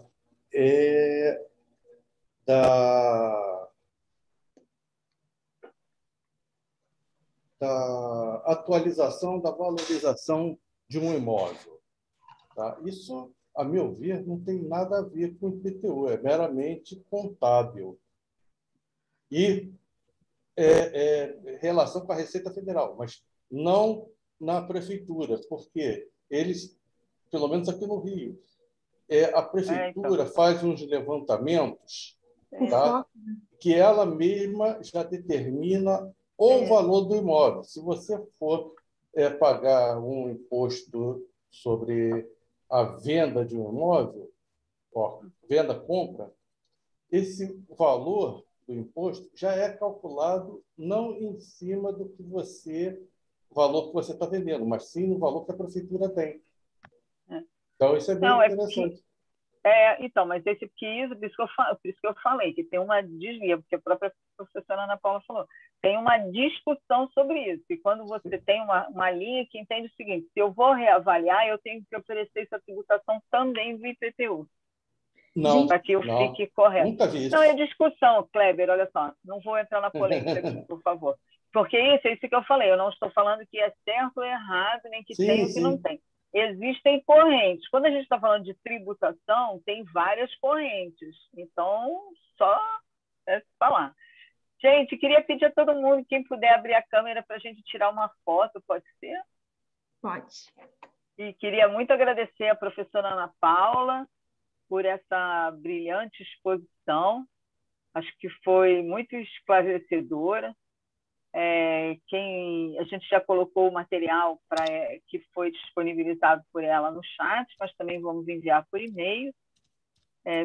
Lembrando que nós pedimos a pontuação dessa live e assim que tivermos positivo ou negativo, informamos a todos e todas e fornecemos os certificados. Quem precisar de só uma declaração de participação, pode enviar um e-mail para a gente que a gente faz a declaração. Tá? Presidente Diva, quer dar uma palavrinha? Ana, mais uma vez aí, obrigada. Valeu. Calminha, vai passando todas as informações e a gente vai embalada na sua fala, assimilando aí todas essas informações que muitas vezes aquele detalhezinho que você traz faz toda a diferença no resultado final. E a Sandra bem já pediu e já colocou aí a importância para nós também, no terceiro setor, dessa discussão aí de avaliação, de depreciação, de controle aí dessa depreciação acumulada de imóveis, que às vezes a gente esquece, né, da necessidade também dessa parte patrimonial, que é muito importante. E a gente aguarda essa outra oportunidade. E aproveito já, antes de passar e devolver ali para a Sandra, nós fazemos as nossas fotos, agradecer a todos que estiveram e estão ainda aqui conosco, e a gente fica satisfeito de poder colaborar aí com as dúvidas e trazer pessoas que tenham o conhecimento e a segurança para que a gente faça o melhor possível o nosso trabalho e a gente leve para a sociedade a importância, né, de tudo que nós fazemos com respaldo legal dentro das legislações e destacando itens que muitas vezes, ao ler a primeira vez uma legislação, a gente não percebe. Então, Ana, muito obrigada. Obrigada aí a todos por estarem conosco. E a Sandra depois fará os convites aí novamente, que possivelmente muitas outras lives estarão aí disponíveis para todos. E, Kleber, você está sempre também conosco. Todas essas lives estão lá e ficam... Não é? Sandra, acho que não cai, né? As lives ficam lá no YouTube. A qualquer momento a gente pode rever, ver e estar lembrando, né? Porque são muitas informações. Apesar, a Ana falou que tem um curso é diferente, de uma extensão maior, mas mesmo na live de 1h e pouco, são muitas informações. Então, a gente tem que ouvir a primeira vez, ver de novo, anotar. E muito obrigada, Ana, por disponibilizar seu tempo aí para nós. Boa noite aí a todos. Obrigada por estarem conosco. Obrigada, Gi. Obrigada pelo convite. Valeu. Vamos à foto? Fala 1, 2, 3 e já, porque quem não abriu, abre, e a gente poder respirar e rir sem cansar, nem morrer sufocado.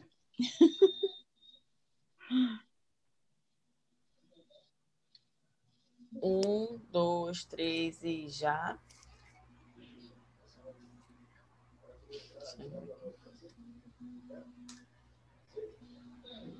Só mais uma para garantir.